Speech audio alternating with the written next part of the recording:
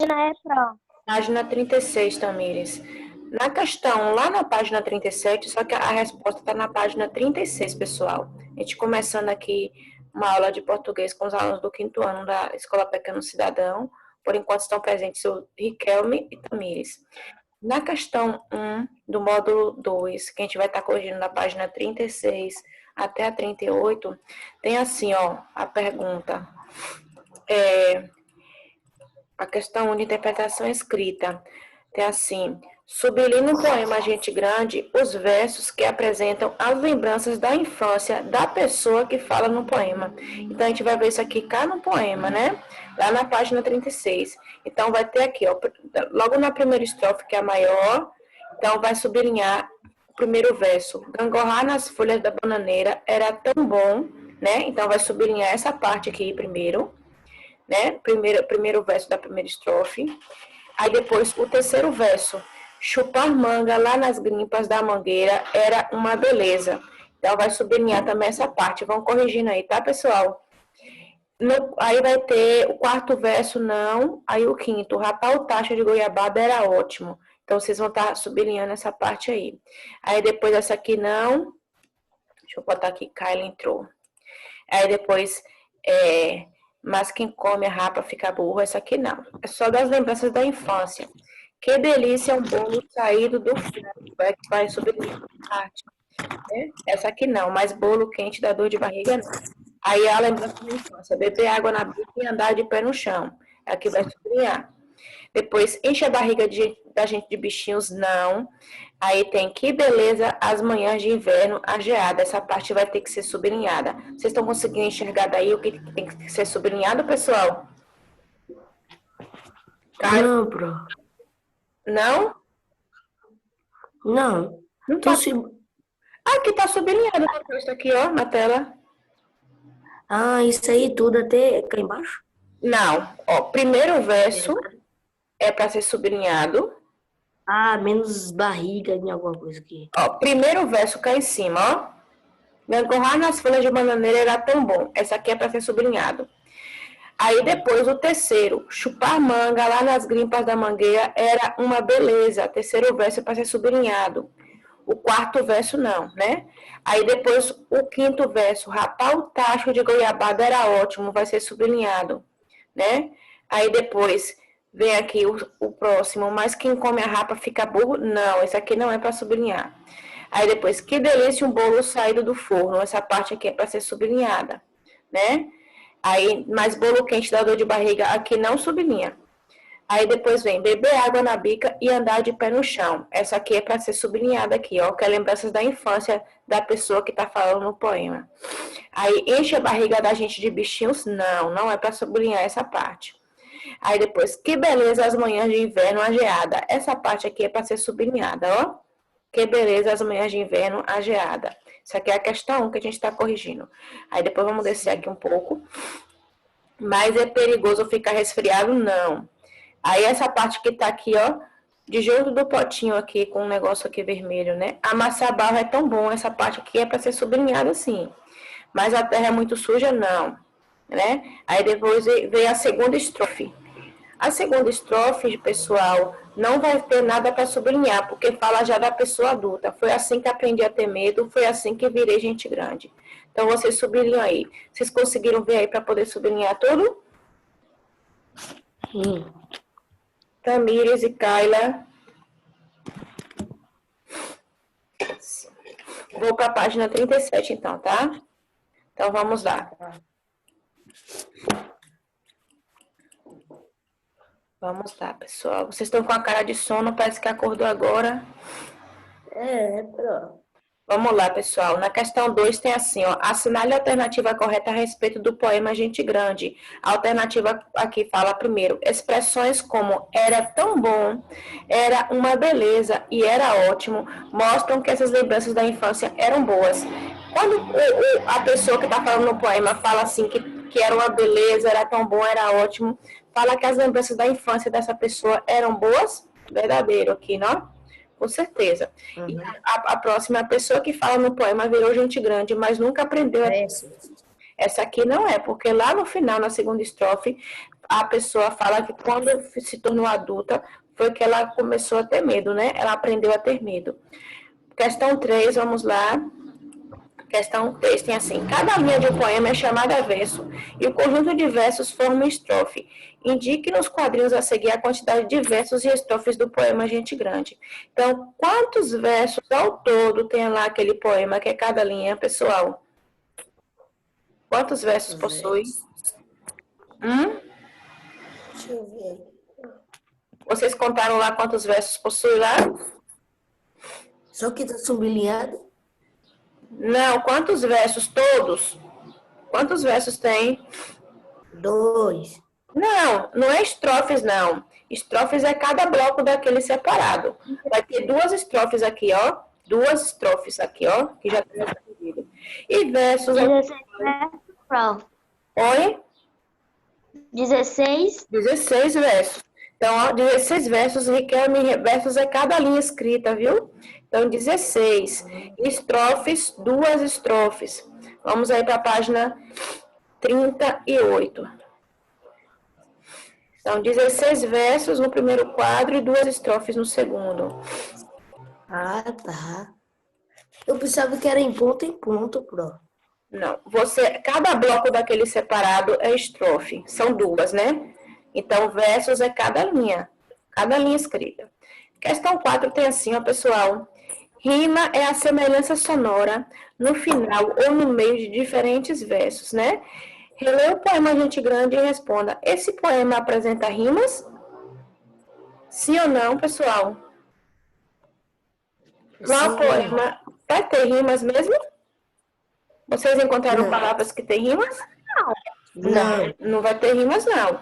Agora, a segunda resposta aqui, ó, da pergunta. Em sua opinião, por que isso acontece? Por que vocês acham que esse Por causa poema... uma palavra combina com a outra. Não, né? Ó, não é bem assim a resposta, não. Tamires respondeu o quê?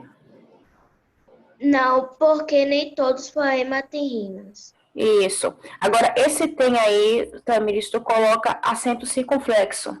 Não é? Acento circunflexo assim, ó. Em cima do E, viu? Porque vocês vão aprender isso ainda, porque no plural a palavra tem, quando fala no plural, tem que ser com o acento circunflexo. Eu vou tentar colocar aqui a resposta. Kaila respondeu essa, Kaila? Hã? Kaila tá calada. Oi? Tu responde essa questão 4 aqui na página 38? Eu respondi. Lê aí. Ei, Carla, tem que botar o fone. Não. Oi? Respondeu essa questão 4 aqui na página 38? Porque nem todos os poemas têm rimas. Né? Aqui vai ser a resposta da questão 4. Vocês vão corrigindo aí, ó. Ah, o porquê aqui com P maiúsculo. Eu botei minúsculo, porque depois do ponto de segmento tem que começar com letra maiúscula. Aí tem... Tu fez esse, Kaila? Qual? 4? É...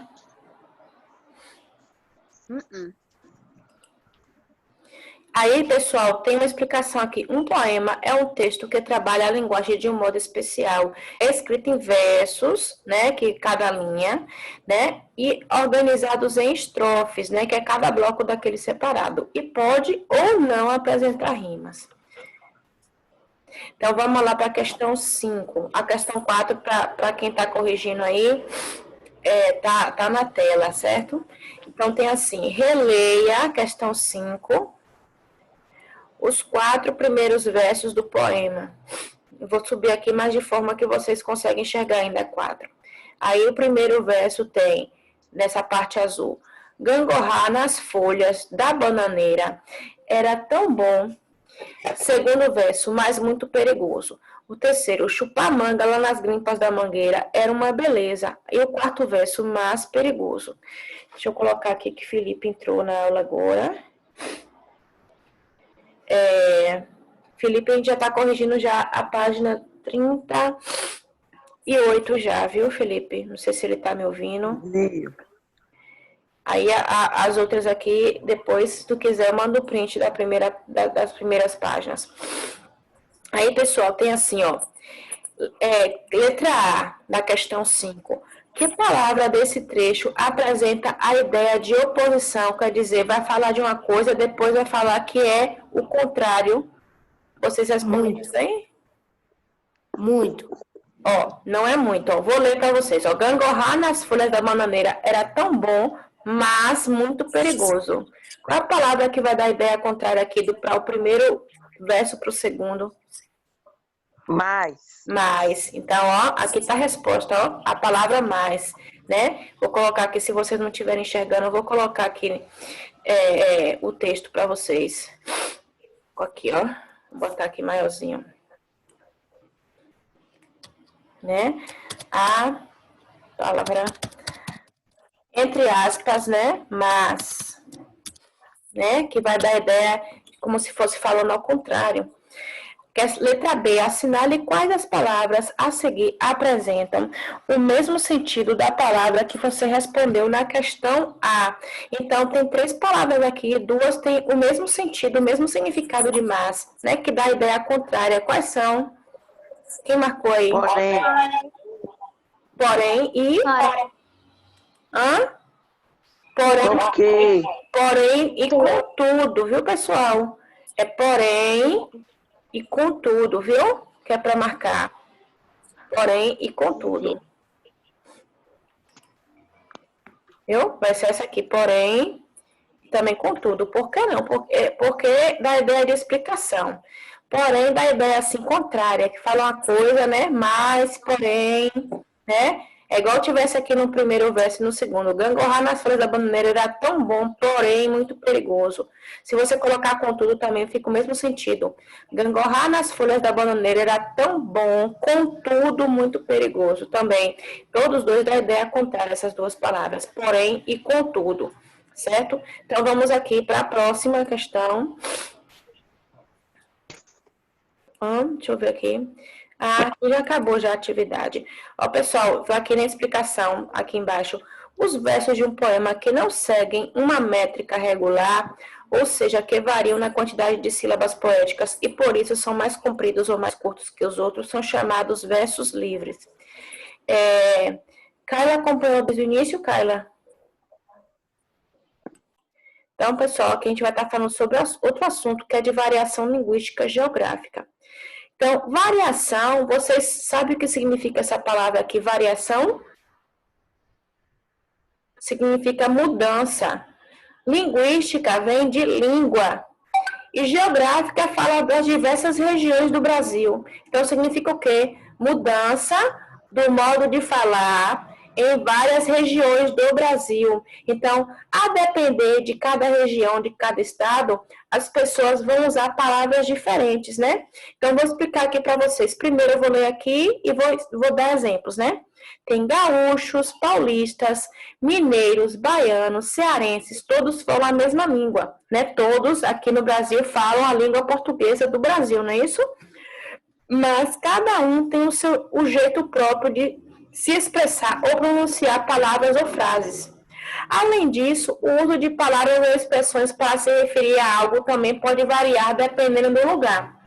Então, vai existir, pessoal, palavras ou expressões em várias regiões do Brasil em que vai ser conhecida só naquele lugar, em outro não.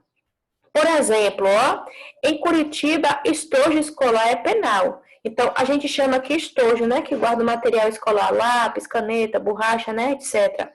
Lá em Curitiba, no Paraná, o que a gente chama de estojo é penal, né? Lá. Já em Maceió, a brincadeira amarelinha é avião. As diversas formas de falar. Tipo assim, ó. Vou colocar aqui um exemplo para vocês. Lá no Paraná também, se chama... Vocês sabem como é que chama menino e menina lá? Menino chama piá e menina guria. né? Então, vai ter essas formas diferentes de falar, a depender da região do Brasil, né? Então, vai falar de formas diferentes. Então, eu morei lá no Paraná, só para mostrar para vocês aqui algumas diferenças das formas de falar de lá para cá, para Bahia. Então, vai ter, ó, o exemplo que tem. Lá, vocês usam grafite para escrever, né? Lá, grafite se chama lapiseira, né? Porque vai ter palavras diferentes. Agora, o que a gente chama de lapiseira, que aponta o lápis, lá se chama apontador, né? Então, vai depender dos lugares diferentes que tem no Brasil, vai ter uma forma diferente de falar. Por exemplo, a gente chama aquela parte que tampa a caneta, né? Isso aqui a gente chama o quê? Aqui na Bahia a gente chama isso aqui bocal. Lá no Paraná, no sul, vai chamar tampa de caneta mesmo, tampa de caneta, né? Então vai ter as diferentes formas de falar, dependendo do lugar. É igual, deixa eu colocar aqui uma forma bem clara. Aqui em Jequié, a gente chama aquele parece sorvete, né? Picolé, Apolo. Vocês já ouviram falar que em várias cidades Apolo vai ter um nome diferente? Quem já ouviu falar? Apolo vai ser diferente de falar. Vai ter sacolé, vai ter chup-chup, vai ter azulão. Alguém já ouviu outra coisa já? Chicolé, bro. Isso, então, vai existir para uma mesma coisa, para algo, diferentes palavras em várias regiões do Brasil. Então, a gente vai perceber isso. Então, vamos supor, aqui na Bahia chama bala, né? O doce bala. Lá em São Paulo vai chamar bombom. Então, vai ter essas diferentes formas de falar, né? De chamar as coisas. Então, vamos lá. Para as questões que a gente vai estar aqui, ó. Então, vou ler a partir desse segundo parágrafo. São essas variações da língua de acordo com as regiões que vamos estudar agora.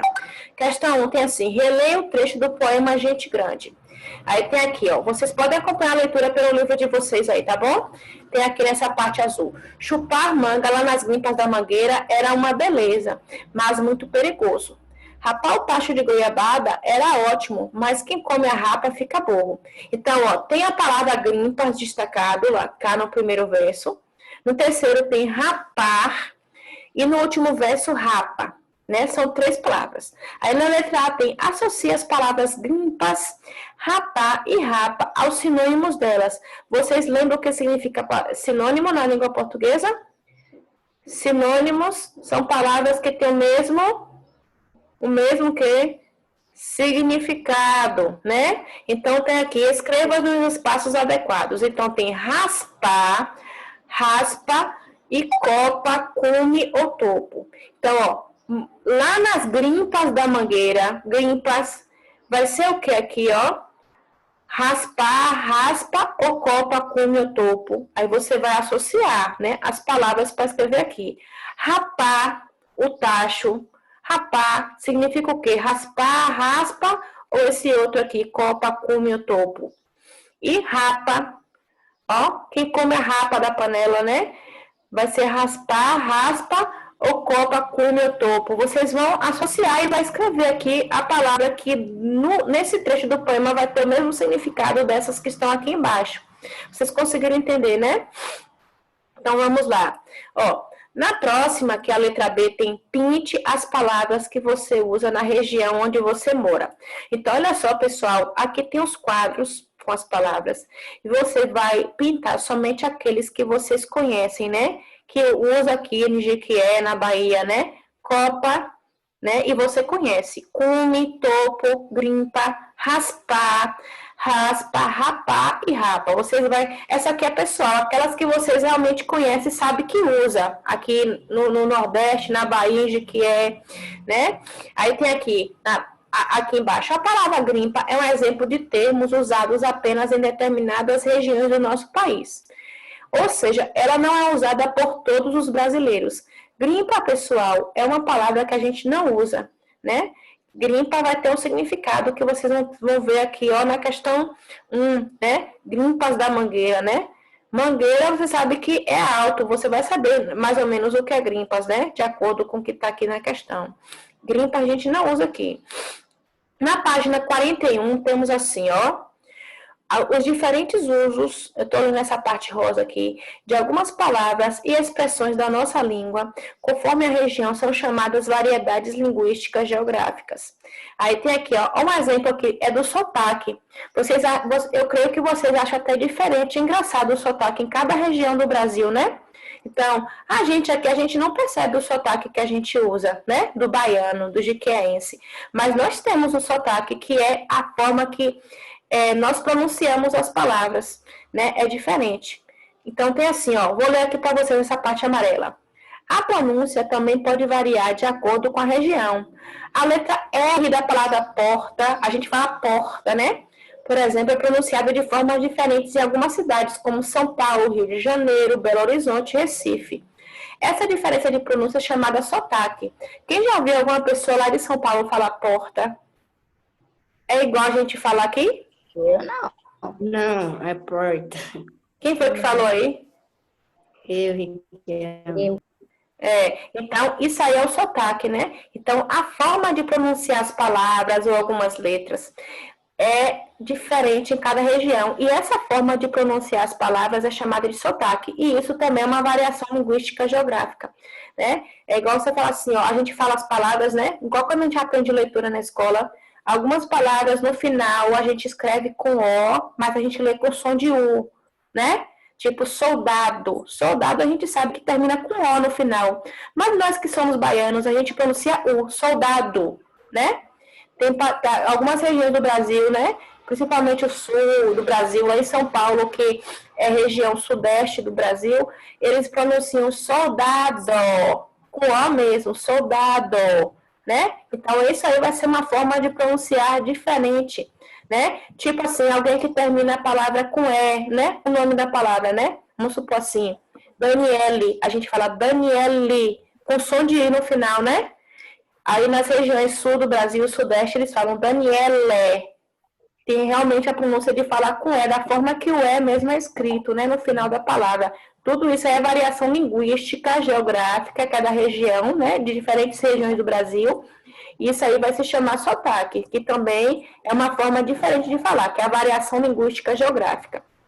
Vamos ler aqui essa parte. Os sotaques revelam um pouco da riqueza e da diversidade da nossa língua. Por isso, falar diferente não é falar errado, né? Então, vou falar aqui só uma experiência para vocês. Quando eu morei lá no Paraná, há muitos anos, quando a Priscila, minha filha mais velha, era pequenininha, as pessoas riam quando ouviam eu falar, né? Porque achavam engraçado o meu sotaque, né? E achava até que era a forma errada de falar, minha, mas não é errado, não. Então, cada região tem uma forma de falar, né? Eu falava algumas palavras, as pessoas ficavam tentando me corrigir, né? Tipo carne, né? A gente fala carne, lá eles pronunciam esse R do meio como, alguém sabe que nem eu sei pronunciar até hoje. Como é que fala carne? Né? Carne. Lá no sul, é igual porta que alguém falou aí. É carne. Isso. Aí as pessoas ficavam tentando me corrigir. Isso aí não é que o jeito de falar de um lugar, o sotaque é certo e o de outro lugar é errado, não. É porque vai existir essas diferentes formas de falar. Então, se falar diferente, não é falar errado, né? Uma das razões eu vou estar continuando a ler aqui. Uma das razões dessa variação é a influência que nossa língua recebeu de línguas indígenas e africanas e das línguas dos imigrantes. Então, essa forma diferente de falar do sotaque, né? Da forma que os sons saem das palavras de diferentes lugares do Brasil, isso aí é a influência de povos que vieram de outros lugares, né, do mundo, como italianos, espanhóis, entre outros, né? Então, depende do lugar onde foi colonizado, né? De colonizadores que vieram de determinada região, e aí a gente acabou pegando aquele costume de falar desses povos, né? Então, por exemplo, se lá em São Paulo né, as pessoas falam daquele jeito é porque eles tiveram influência de algum povo, por exemplo, o povo italiano, que foi um dos povos que colonizaram o estado de São Paulo, né? Então, a forma de falar também lá, eles herdaram muito dos italianos também, né? E assim vai, de cada região, o sotaque pegou a forma de falar de cada país onde tiveram os colonizadores, né? Em cada terra, em cada região. Aí tem aqui na questão 1, temos assim: observe as imagens a seguir e os nomes dos elementos retratados recebem em algumas regiões do Brasil. Depois contorne a palavra que você utiliza em sua região ou escreva, caso não seja nenhuma das opções. Então, o que vocês vão falar? Ó? Vocês vão contornar a palavra que você utiliza na região. E se não for aquelas que você não usa, ou uma só que você não usa, você vai escrever aqui. Certo? Então, tem aqui primeiro semáforo, sinaleira, sinaleiro e sinal. Você vai contornar a palavra que você conhece.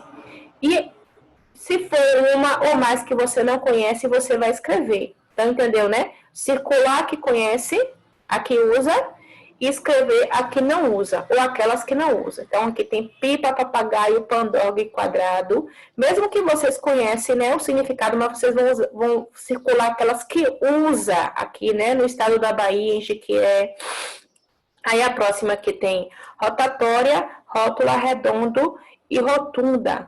E a próxima, mandioca, aipim e macaxeira. Eu creio que essa aqui, ó, das três de mandioca, aipim e macaxeira, vocês conhecem, mas vocês vão circular aquela que é mais usada aqui, certo? Aipim, vocês vão, isso. Aí vocês vão para 42, agora. Tem assim, ó, na página 42. Lê a tirinha a seguir e responda as questões. Tem uma tirinha aqui pequena, aí tem assim, ó, o menino falando com o homem adulto, né? Eu vi você deixar cair o papel, né? O homem jogou no chão. Aí o homem pergunta a ele, por que não cuida de sua vida, guri? Aí ele fala, estou cuidando. Este é o meu planeta, coroa. Né? Vocês percebem que aqui há diferente forma de falar tanto do homem como do garoto, né? Do menino. Aí tem a letra A. O que você achou da atitude do Armandinho ao chamar a atenção do homem que deixou o papel cair no chão? E por quê? São duas perguntas. O que você achou da atitude do menino quando o menino chamou a atenção do homem, quando o homem jogou o papel no chão? Você vai colocar com suas palavras. E por que você achou isso, certo? Na letra B temos assim, ó. No segundo quadrinho, que palavra o homem utilizou para se dirigir a Armandinho? Nesse segundo quadro, quando falou do menino, ele usou que palavra para chamar o menino? Olha aí direitinho para vocês verem. Isso. Coloque entre aspas, né? Viu a palavra? Letra C. Se o homem fosse da região onde você mora, ele teria usado essa mesma palavra? Então, menino? Aqui ele vai chamar o menino de guri? Não. Aí você vai falar por quê? Porque ele usaria, né? Você vai falar qual palavra que esse homem usaria, né? Você vai falar que não, ponto de segmento, o porquê junto com letra maiúscula. Não, porque ele iria chamar de... Eu vou falar. Na próxima questão, é assim, ó. Ah, isso aqui é importante eu explicar para vocês, ó. A variedade que se aprende na escola, ó. Que tem esse boxzinho aqui, ó, azul. Na escola, você aprende uma variedade de língua que é usada tanto em livros, jornais e revistas, quanto em conversas mais sérias. Em situações descontraídas, como conversas orais ou escritas entre amigos e familiares, a comunicação pode ser mais livre e não corresponder totalmente às regras gramaticais estudadas na escola. Então, o que vocês aprendem de estudo, da escrita da língua portuguesa na escola? É linguagem formal ou informal, pessoal? Formal ou informal? Formal. Formal, né? Porque tem que ser tudo de acordo com as regras gramaticais, os sinais de pontuação, né? Os acentos que se usa na palavra, a forma de escrever. Tudo correto. Mas isso aí é uma variedade da língua também, né? Tem a forma da gente falar de forma mais descontraída com os amigos, com os familiares, pessoas mais próximas, que é a linguagem informal, que não corresponde àquela que é formal, que a gente estuda na língua portuguesa na escola. Na página 43, Tem assim, Marcelo é paranaense e se espantou ao saber a temperatura em sua cidade chegaria a quase 40 graus Celsius. Ele, puxa, vai fazer muito calor, né? Aí tem aqui, ó, no local onde Marcelo vive, o termo puxa expressa espanto. Veja no mapa ao lado as variações desse termo de acordo com algumas regiões. Aí tem oxe, uai, caraca, caramba e bah. Em cada região tá apontando, né? Minas Gerais, Bahia, Rio de Janeiro, São Paulo, Rio Grande do Sul. Aí tem quais são as variações para a expressão de espanto, né? Em que regiões elas são comuns? É só vocês colocarem Bahia, 2 pontos, qual é a expressão de espanto? Só olhando aqui, de cada um, certo? De cada um você falar São Paulo, Minas Gerais, Rio de Janeiro, Rio Grande do Sul. E a letra B, qual expressão você utiliza para expressar espanto ou admiração? Você, né?